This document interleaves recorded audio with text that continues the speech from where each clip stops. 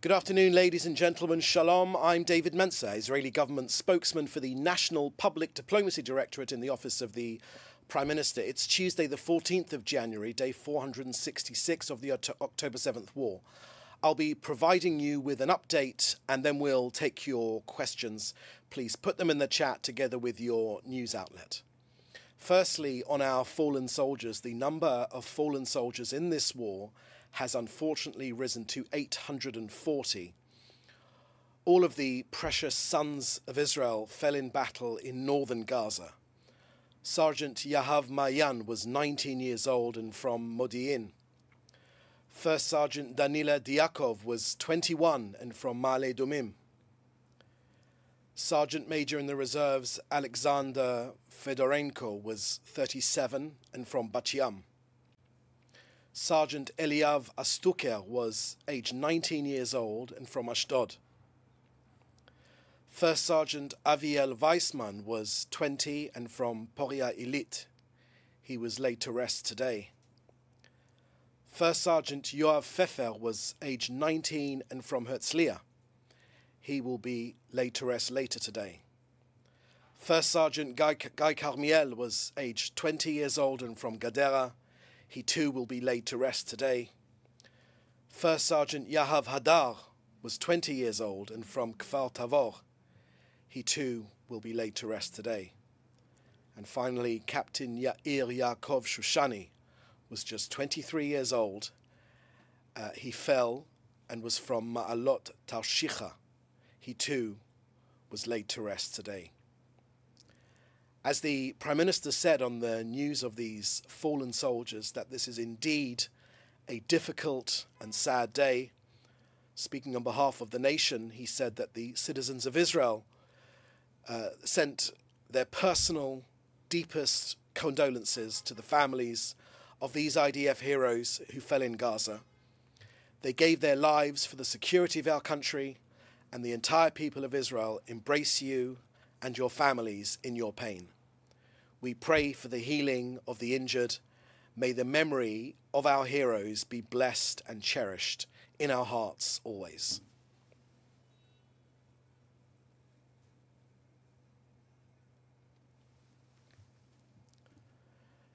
Next, on efforts to secure the release of our hostages, let me share with you some of the details.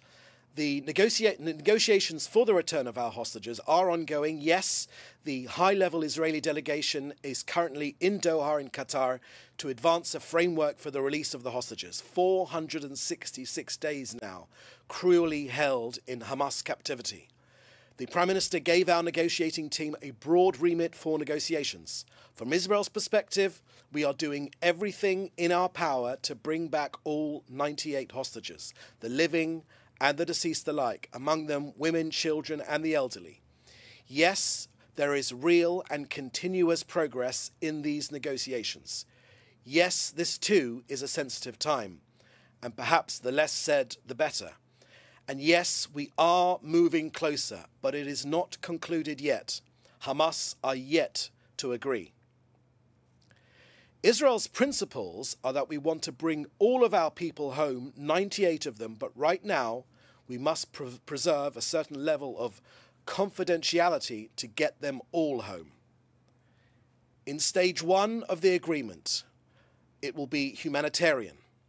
Women, children, those suffering illness, older people.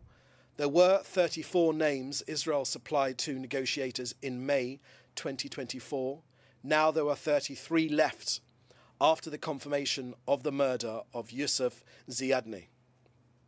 We will not leave any of our hostages behind. Of the initial 33, most are alive. Now to the Houthis. This morning at 3 a.m., sirens sounded in central Israel. A missile was launched from Yemen. The missile was likely intercepted by Israel's Air Force, and there was damage to property, but thankfully no injuries.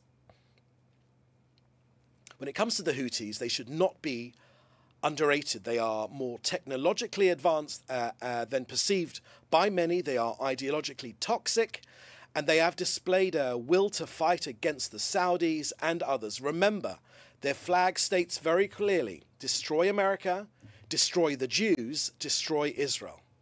They get most of their support from Iran, and they are very extreme. Their ideology is clear. They want to destroy America and Israel, and they are taking practical steps in that direction.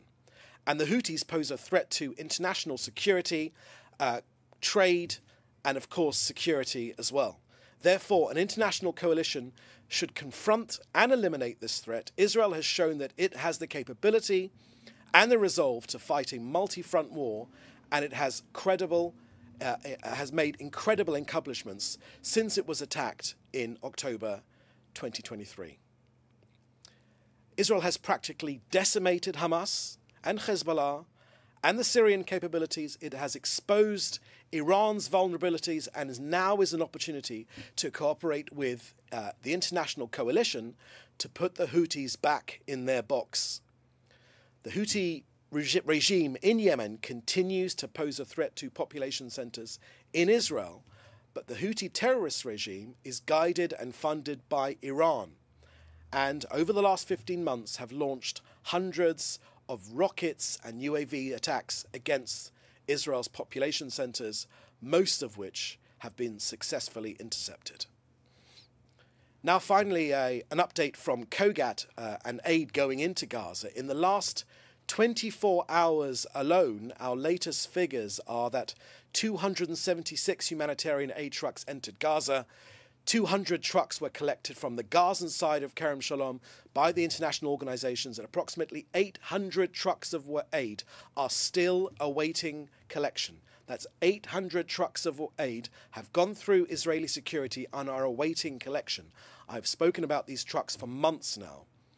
All these trucks are owned by UN aid agencies, and they should get their act together, bring trucks in to deliver the aid. A convoy of 31 trucks entered Gaza directly through Gate 96. 6 tankers of cooking gas and 5 tankers of fuel were designated for essential infrastructure and were transferred into Gaza, and 2 fuel tankers were also coordinated to northern Gaza for the refueling of water pumping stations. Just to give you an overall figure, since the start of this war, 1,303,000 tons of aid have gone into Gaza. So that's the end of our briefing today. Please put your questions in the chat here, and I'll be happy to take them. Please remember to put in your news outlet. Okay, first question I have here is from Joel Pollock at Breitbart News. Is Israel confident that the terms of a proposed hostage deal are good and they will not incentivize future hostage taking? Thank you for that question, Joel. Look, when it comes to Hamas, we have massively degraded Hamas. The reason why there are serious negotiations happening right now is because of all of Israel's achievements. Iran have been dramatically pushed back. We've attacked their nuclear facilities. We have exposed their air defenses. Hezbollah have been pushed back as well, massively degraded. Bashar Assad has been deposed as a result of what Israel has taken place in this region from Syria. Hamas as well have been greatly beaten back. So the reason, and we have of course taken out the leadership of Hamas, their major figures. So we know what has made Hamas willing to negotiate seriously now. But I won't dwell any more on your question because right now our priority is to get this deal done, to get it initiated. Right now it is Hamas. We are waiting on Hamas to agree to the next stage of this deal, which I've already outlined in my briefing. Next, does Israel have firefighting experience that could be relevant to Los Angeles and other cities around the world? Has Israel offered or sent relief teams to Los Angeles? Look, the close relationship between Britain and Israel, between the US and Israel, means that we are, of course, in constant discussion at every level of government, and no doubt there will have been discussions on this issue as well. Israel, as ever, stands ready to support the US. The US has been in Israel's corner since day one, since October the 7th, since the lowest time in our history of this country, the worst attack on Jews since the Holocaust. The US was there straight away in our corner, and of course it goes without saying that Israel is of course ready to support the US in any way that it deems necessary. When it comes to water, let me just say that Israel's water technology leads the world. Water was seen, the lack of water was seen as the reasoning behind the next potential war in this region. Israel's desalination technology means that we have pushed back that possibility. Sadly, terrorism has not been defeated here, but when it comes to water, we've led the world when it comes to water desalination plants and other water technology, which we are always happy, have already tried to, and will always be happy to share with our partners in the US. Next question. From Jonah Fisher at the BBC. You keep saying that we're waiting on Hamas to agree the deal. Has Israel given the deal its approval? Thank you for that question, Jonah. Israel wants this agreement to succeed. The Prime Minister has given a broad remit to our negotiating team. Israel has already said that it's prepared to pay heavy price just to get our people home. And that is what we will have said in the past, and that is true right now. Israel wants this agreement to succeed, and it's quite noble that you seem to be worrying whether Hamas has agreed to it or not. Our latest information I'm sharing with you right now is Hamas have yet to agree. The US has made clear that it has been Hamas that has been dragging its feet and not negotiating in good faith consistently since November 2023. Now they are taking these discussions more seriously because of the war aims, because of the degradation which Israel has made to Iran's axis of terror and evil. Phoenix TV, next question. In China, dear David, could you share with us what Yussef Al Zidani body suffered? Wish to hear more details. Thank you for that question from Phoenix TV. Zidani, unfortunately, Yussef and his son Hamza were both found in a Hamas terror dungeon in one of their tunnels. Unfortunately, they were both found dead. It was Hamas that murdered them. If you want further information, then you'll be able to get that from the IDF. But of course, it is Hamas which has took them hostage and murdered them in captivity. This came as a crushing blow to Israel. We had hoped he was still alive, and he was, as I mentioned to you, was originally on this list of 34 that we handed over to the negotiating team. But unfortunately, we've recovered his body together with his son. Next question from Matthew Doren at ABC Australia. The 33 hostages that Israel wants released, over what period would they be released under any hostage deal? And how many Palestinians in Israeli jails are Israel willing to release in any deal? Thank you for that question, Matthew. You will understand that at this stage, we are unwilling to share all the details of this of the agreement we are working on until they are finalized. But let me share with you certain issues which I can share with you. Yes, there are 33 hostages that we want released. We've said that this is the humanitarian phase 1 of this deal, and they include women, people that are ill, the elderly. I shared with you over my shoulder the pictures of the Bibas children. That's why we're fighting this war, for heaven's sake. The Bibas children, aged 5 and 1, Kafir and Ariel Bibas. Their pictures have gone around the world, and they continue to drive forward our people in bringing our people home right now. There they are, right there. Those are the people on the initial period of this deal, in the first stage. I won't share with you more details on that. When it comes to Palestinian prisoners in Israeli jails. We're talking about convicted terrorists. Those are the people which Hamas want released. Convicted terrorists.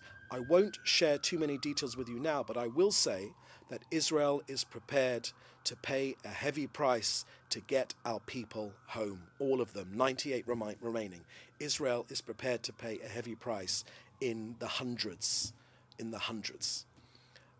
Okay, next question. Okay, that seems to be the last question here.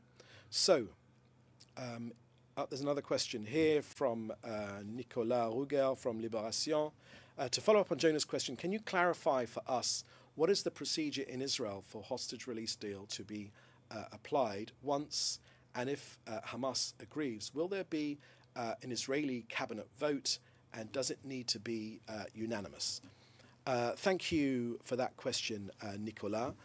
We have, when we had a hostage release ceasefire pause back in November 2023, there was a procedure laid out by the Israeli government. We will be following that same procedure. It will include cabinet votes. It will include other issues as well to make sure that there is consensus amongst the Israeli government to push ahead with any potential deal. Again, this is not concluded yet. It's very important to remember that we are moving closer, but this is not concluded yet.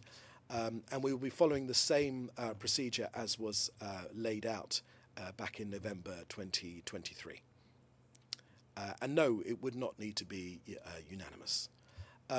Okay, that does seem to be the last question now. So thank you for joining us. We're available for interview in the usual way. You can contact us and we'll catch you on the next briefing. Please do stay safe, and we'll see you next time. Thank you. Bye-bye.